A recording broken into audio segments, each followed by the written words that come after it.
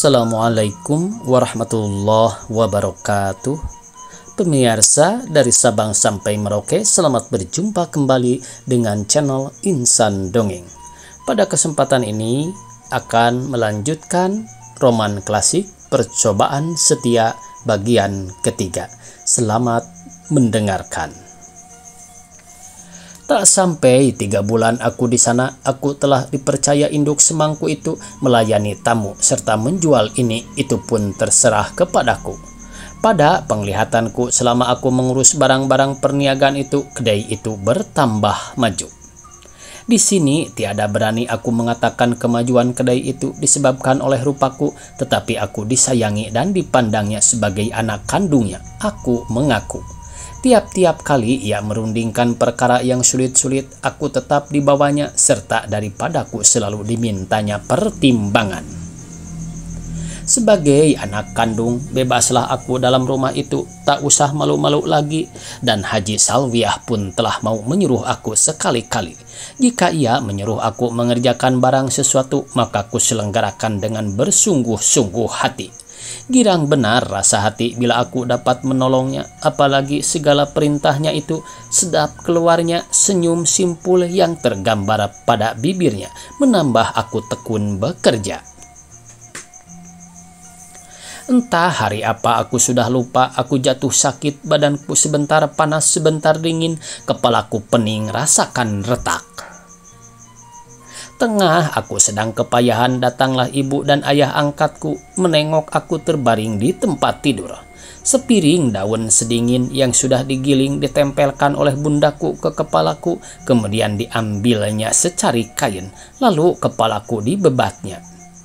2 kali ia membebat kepalaku, tetapi daun sedingin itu belum juga terbungkus semuanya. Waktu itu juga kain pembungkus itu ditanggalkan oleh Haji Salwiah, lalu digantinya dengan yang lebih besar. Kepalaku dibebatnya. Ketika jarinya yang runcing itu meraba keningku, napasku sesak sesaat lamanya.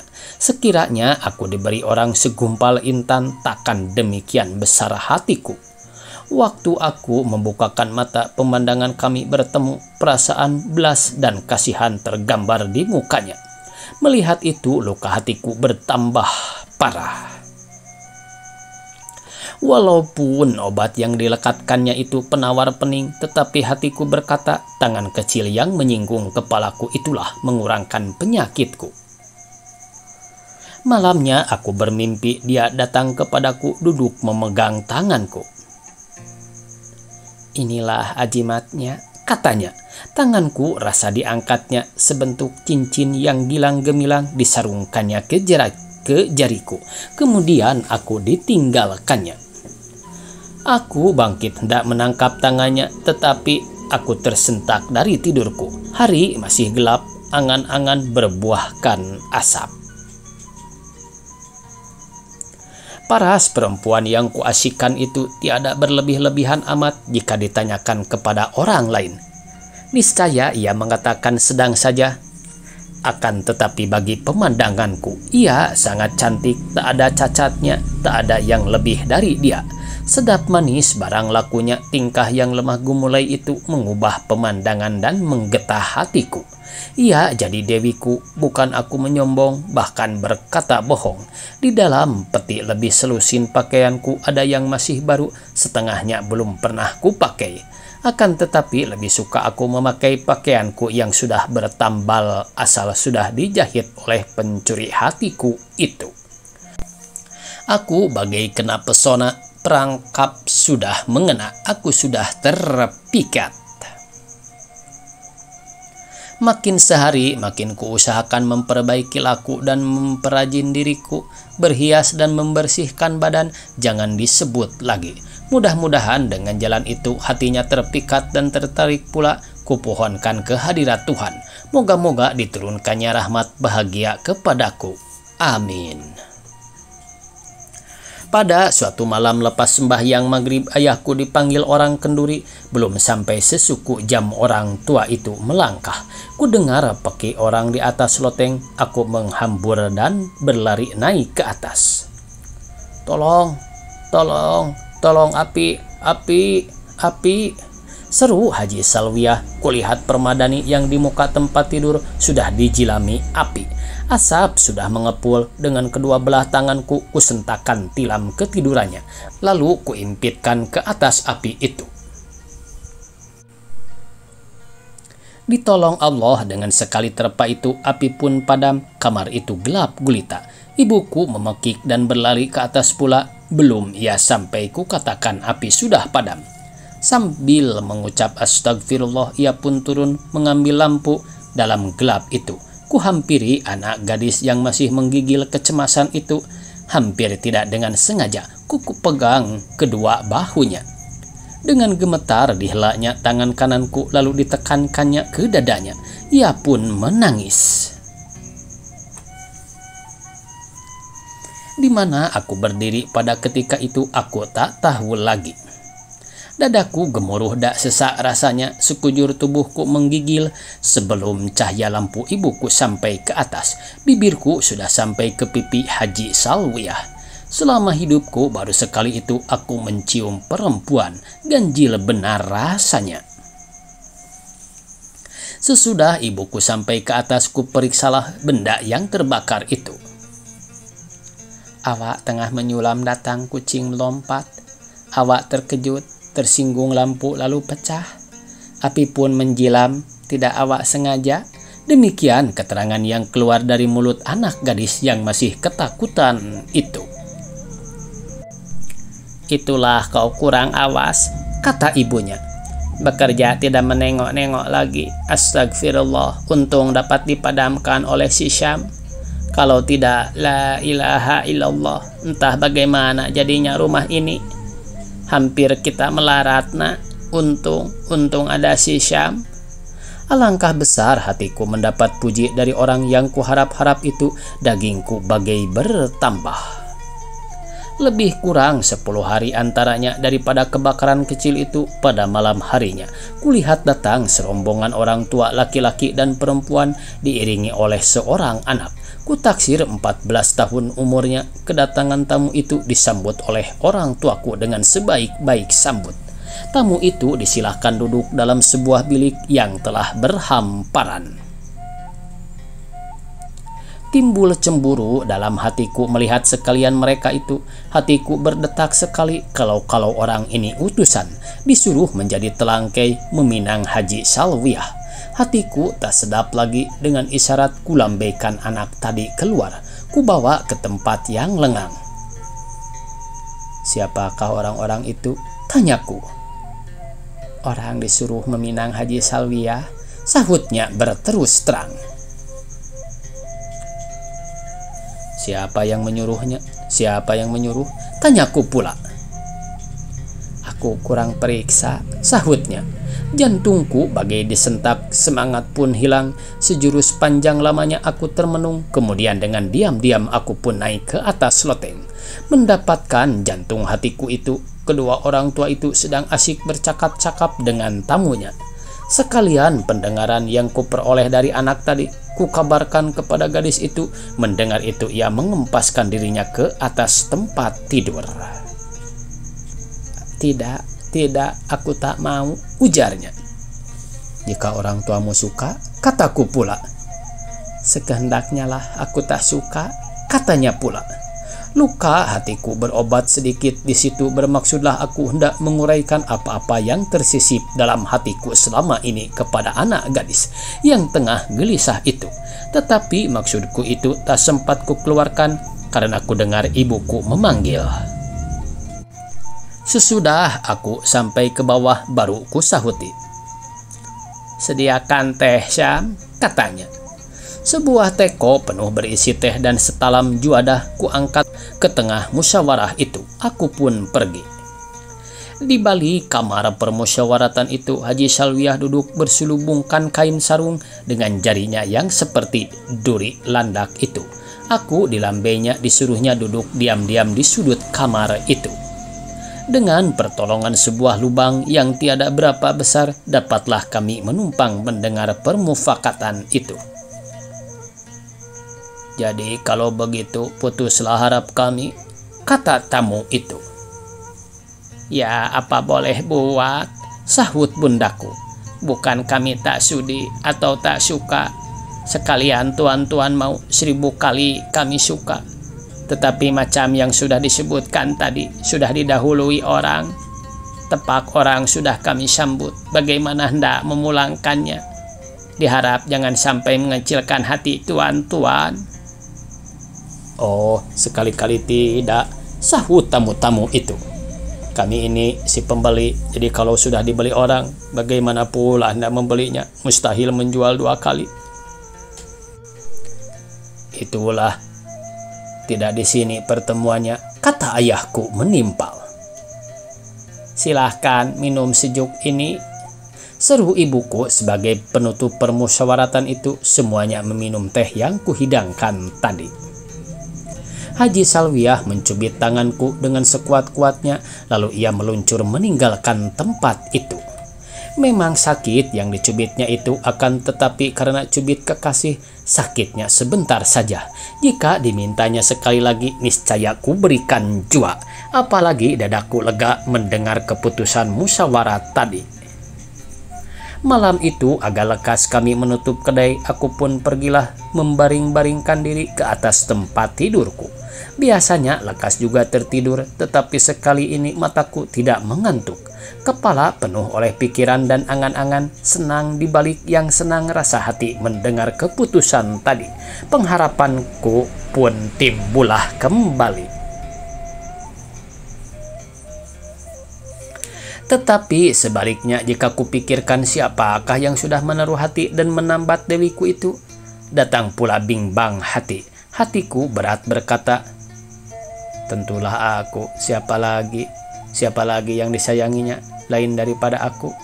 Kemudian jika ku ingat kadar diriku sebagai seorang penumpang saja, seorang yang memohonkan rahim orang, tidak berkampung halaman, tidak dikenal asal-usul, dapat dirantau orang, maka cemas dan bimbang hatiku pun datang pula.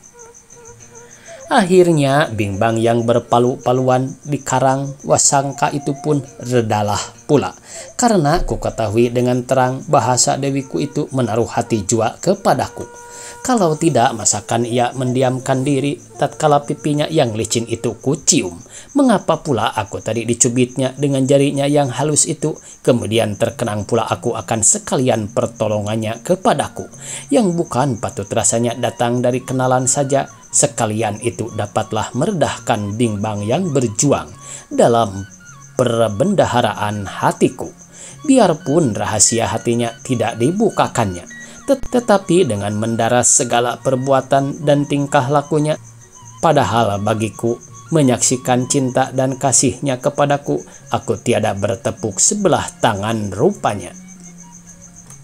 Selang beberapa minggu antaranya daripada penolakan orang yang meminang jantung hatiku itu, pada suatu malam adalah kami duduk-duduk dalam kamar di ruang tengah.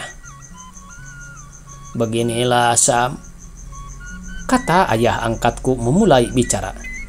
Telah hampir 2 tahun namanya engkau di sini bercampur baur dengan kami. Adalah kulihat sekalian tingkah lakumu dan perbuatanmu berjalan dengan baik saja. Hingga aku dan ibumu ini pun memandang engkau sebagai anak kandung. Banyaklah sudah pertolongan yang engkau berikan kepada kami. Tak dapat aku mengingatnya satu persatu lagi. Semuanya kulihat engkau selenggarakan dengan tulus hatimu. Tak dapat rasanya kami membalas budi baikmu itu, melainkan kepada Tuhan. Mudah-mudahan dilimpahkannya rahmat kepadamu. Orang tua itu berhenti sejurus menggulung rokoknya. Hatiku berdebar, dadaku gemuruh. Terpikir aku, kalau orang tua itu hendak menyuruh aku lalu dari rumahnya. Astagfirullah, apakah dosa yang sudah kuperbuat? Tampaklah olehnya perbuatanku baru-baru ini. Mengadukah Haji Salwiah karena aku telah mengusik pipinya itu? Celaka, itu saja yang terpikir olehku. Sampai sekarang masih kuingat rokok yang kupegang melayang jatuh karena tanganku menggigil.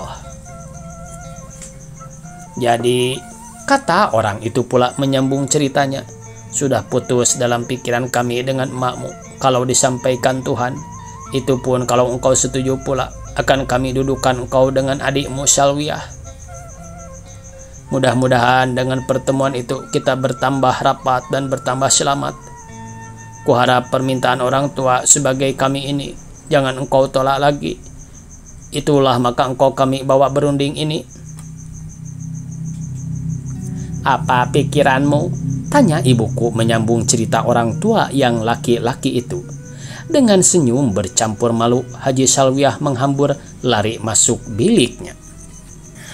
Akan aku macam bisu tak tahu apa yang hendak kukatakan. Hatiku menyesak naik ke dada, napas pun pandak. Aku rasa bermimpi, belum pernah aku berbesar hati.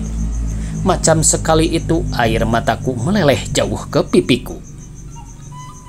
"Hei, mengapa engkau menangis?" tanya ibuku. "Apa pikiranmu sekarang?" Suara orang tua itu menggeletar, nyata jua ia menaruh was-was dan bimbang. "Keluarkanlah pikiranmu, biar sama-sama kami dengar," kata yang laki-laki. Dengan suara yang putus-putus berkatalah aku, "Budi saya tak ada kepada ayah dan bunda, melainkan sayalah yang banyak berutang budi. Ibu dan bapak kedua rasanya lebih dari induk kandung. Jadi apapun yang ibu dan bapak perintahkan, saya tetap menurut." Kegirangan hati kedua orang tua itu terbayang ke mukanya. "Alhamdulillah," kata orang tua itu. "Sama-samalah kita meminta kepada Tuhan. Mudah-mudahan disampaikannya maksud kita yang maha baik itu." Aku menundukkan kepalaku, dalam hatiku bacalah Al-Fatihah, kemudian kupohonkan kepada Tuhan. Mudah-mudahan aku dipertemukannya dengan remaja putri itu. Tetapi, kata orang tua itu, menurut adat dunia, hendaklah intan itu diikat dengan emas juga, supaya lo dipandang mata. Ini pun Sam, karena adikmu Salwiah itu sudah haji, patutlah yang menjadi suaminya haji pula. Hei, darahku tersirap kembali, apakah artinya ini? Oleh sebab itu, katanya pula, sudah kurundingkan dengan ibumu mana yang baik. Simpulan mufakat kami akan menyuruh engkau pergi ke Mekah. Dan sudah pula kami pikirkan, pada pertengahan bulan Rajab ini, berangkatlah engkau ke tanah suci itu, menyampaikan rukun Islam kita yang kelima. Lepas haji, kalau dapat dengan kapal yang dulu sekali engkau turun, supaya pekerjaan yang baik itu dapat kita segerakan. Orang tua itu menggulung rokoknya sekali lagi. Alangkah baik budi orang tua itu, dalam hatiku berkata, betulkah ia hendak bermenantukan aku benar-benar? Sebagaimana yang saya katakan tadi, kataku pula, mana-mana yang baik pada pendapat bapak dan ibu, saya sedia menurut. Bukankah baik begitu, Sam? Kata yang perempuan pula. Nanti kalau sudah engkau memakai sorban, barulah sepadan dengan adikmu yang memakai cadar itu. Kalau engkau tak haji, tentu kita disebut-sebut orang, lebih-lebih adikmu itu. Kalau yang perempuan haji, hendaklah yang laki-laki haji pula. Lega rasanya dadaku mendengar perkataan kedua orang tua itu. Dalam pikiranku pun masuk sekalian yang sudah dikabarkannya itu. Benarlah pula laki-laki yang belum berserban tidak sepadan dengan perempuan yang sudah haji. Hanya sedikit hatiku rusuh mengenang perpisahan yang akan datang ini. Sungguh pun tak berapa lama, tak sampai berbilang tahun, tetapi sakit juga agaknya, apalagi api percintaan sudah menyala amat. Tak mungkin terpadami lagi, teringat aku pantun. Tanjung Katung airnya biru, tempat orang berkaca mata, sedang sekampung lagi rindu, apalagi berjauh mata. Jika aku sudah haji, sudah memakai serban, sudah berbaju jubah atau paras yang indah itu bernama Salwiah saja, tidak bergelar haji, tidak perlu rasanya aku pergi ke tanah suci yang sebagai terpaksa itu. Dan tiadalah aku akan bercerai dengan dia, dan lekaslah langsung pekerjaan kami ini. Tetapi sekarang ini aku masuk orang biasa, sudah zamannya aku menanggung rindu barang setahun. Apa boleh buat? Sudah begitu suratannya. Sebaliknya, kupikir sudah 2 tahun lamanya aku diam di Malaka. Waktu yang sekian tak berapa lama rasanya. Masih tampak-tampak lagi paras perempuan celaka yang memfitnah aku itu. Ini pula jika dikehendaki Yang Maha Kuasa. Hanya beberapa bulan saja, apalah salahnya. Sedang di dalam telur lagi dinanti. Dengan pikiran itulah aku menyabarkan darah muda yang mengalir dalam tubuhku itu. Sehari sebelum aku berangkat adalah aku duduk berdekat-dekatan dengan Haji Salwiah di balik dapur rumah kami. Demikianlah kalau tidak aral melintang esok keberangkatan aku, kataku padanya. Makin lekas, makin baik, sahut anak gadis itu. Berdebar pula rasa jantungku mendengar katanya yang demikian itu. Lalu kataku, Apakah maksudmu berkata demikian? Bencikah engkau kepadaku sampai hati engkau berkata demikian? Hei, sahutnya, jangan engkau salah terima. Bukan aku benci kepadamu, melainkan karena kasihkulah, maka aku berkata demikian. Perkataan yang keluar dari mulutmu macam mengusir, kataku dengan beribah hati. Alangkah pandirnya engkau ini tiada kusangka orang yang secantik ini demikian bodohnya. Alangkah pandirnya engkau ini tiada kusangka orang yang secantik ini demikian bodohnya, katanya sambil tersenyum simpul. Tidakkah engkau dengarkan yang dikatakan ayah dan emakku tadi? Kita akan sehidup semati kalau engkau sudah memakai serban macam ayahku itu. Jadi itulah maka ku katakan makin lekas makin baik. Artinya makin lekas engkau menjadi haji, makin lekas sampai maksud kita, dan makin lekas kita. Kekasihku itu menunduk kemalu-maluan. Jarinya yang halus licin itu kupegang lalu ku bimbit ke mulutku, jarinya ku cium. Perbuatanku dibiarkannya saja, kemudian ditariknya tangan kiriku, lalu diletakkan ke atas pangkuannya. Dari jarinya dihunusnya sebuah cincin, lalu disarungkannya ke jariku. Ini bukannya cincin, katanya. Kalau tak cincin, apa namanya? Kataku kepada dia. Ini Haji Salwiah menjelma menjadi cincin, sahutnya sambil tersenyum. Jadi katanya menyambung ceritanya. Di mana abang ada, aku sudah di situ pula. Ingat-ingat akan perbuatan abang, semua akan dilihat oleh cincin ini.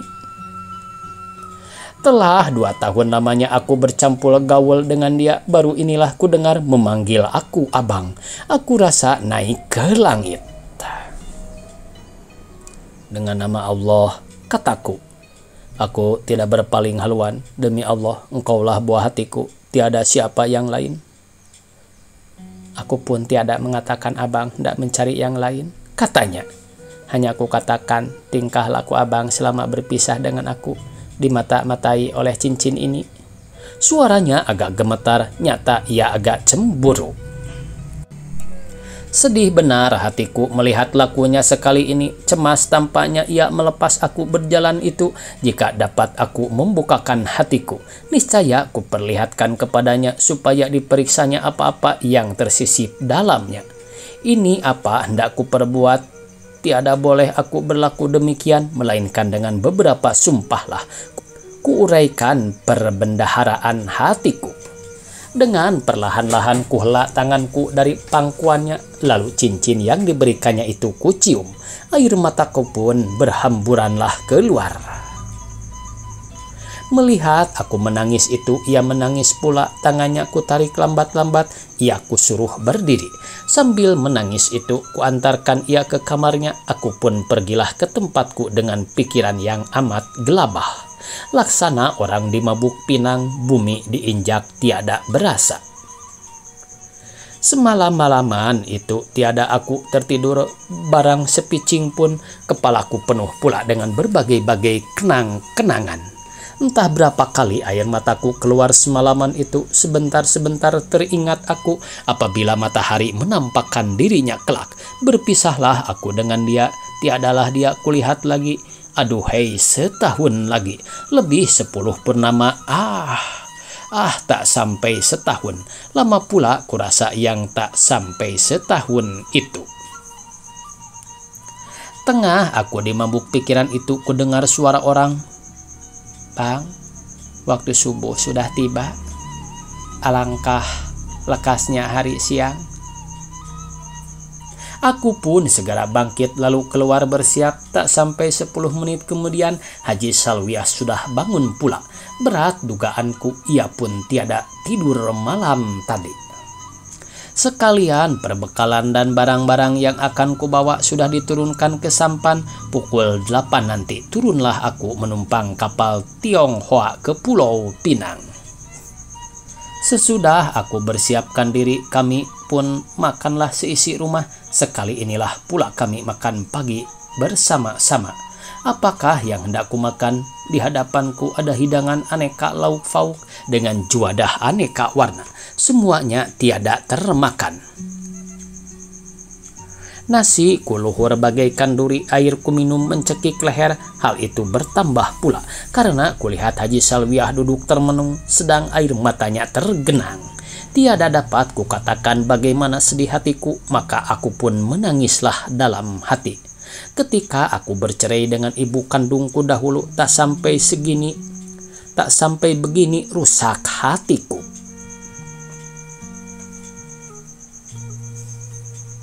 Hari cerah, langit pun tak berawan, surya memancarkan cahayanya dengan cemerlang. Aku pun berbangkitlah. Dengan air mata aku bermohon kepada ayah dan ibuku itu. Kedua adikku yang kecil itu kucium berganti-ganti. Akhirnya kurabalah tangan kekasihku itu, menggeletar rasanya. Selamat tinggal, kataku dengan terseduh-seduh. Selamat jalan, katanya. Jangan kurang suatu apapun. Aku pun melangkahlah sambil menundukkan kepalaku. Tiada aku kuasa menoleh ke belakang lagi. Dadaku sesak, napasku pandak. Berjalan rasa tidak di bumi lagi. Alangkah sakitnya mencari martabat supaya sepadan dengan pengarang jantungku itu. Allah yang tahu. Ketika kapal yang kutumpang itu membunyikan puput yang kedua kalinya, aku pun sudah ada di dalam kapal itu.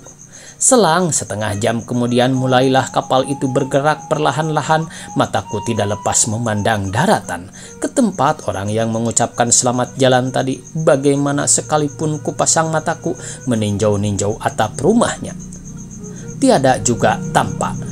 Maka ku tataplah cincin pemberiannya itu, lalu kucium berulang-ulang. Sebal benar hatiku bercerai dengan dia. Kapal itu penuh sesak dengan hamba Allah, setengah hendak ke Mekah dan setengahnya hendak ke Pulau Pinang saja. Aku pun duduklah termangu-mangu, remuk redam hatiku rasanya. Tengah aku termenung-menung itu, tiba-tiba orang memegang bahuku. Kenalkah lagi engkau, Sam? Tanyanya. Hei, engkaukah ini Jamin? Kataku. Akulah itu, sahutnya dengan berbesar hati. Lalu kami berjabat tangan. Hendak kemanakah engkau? Tanyanya pula. Jika disampaikan Tuhan, hendak ke Mekah, sahutku. Aku pun jika ditakdirkan Tuhan, hendak ke situ jua, katanya dengan riang hati. Seiring seperjalananlah kita, kataku dengan sangat besar hati, karena mendapat kawan yang sudah karib itu. Engkau menumpang jemaah mana? Tanyanya pula. Itu belum kutentukan. Kalau sudah sampai ke Pulau Pinang, barulah ku cari kelak, kataku kepada dia. Aku pun begitu pula. Sama-sama kita carilah nanti, katanya kepada aku. Kalau dapat sejemaah hendaknya, kataku pula. 2 hari menjelang 3 masuklah ke pelabuhan Pulau Pinang. Pada sangkaku pelabuhan itu tak demikian ramainya. Heran aku melihat beberapa kapal besar-besar, terlalu hebat rupanya. Setelah kami mengemasi barang-barang kami pun turun ke sampan lalu berkayuh ke darat. Di darat aku tak usah gamang-gamang lagi karena sahabatku orang peran Towan itu sudah selalu berulang ke sana. Bersambung. Billahi taufiq wal hidayah. Wassalamualaikum warahmatullahi wabarakatuh.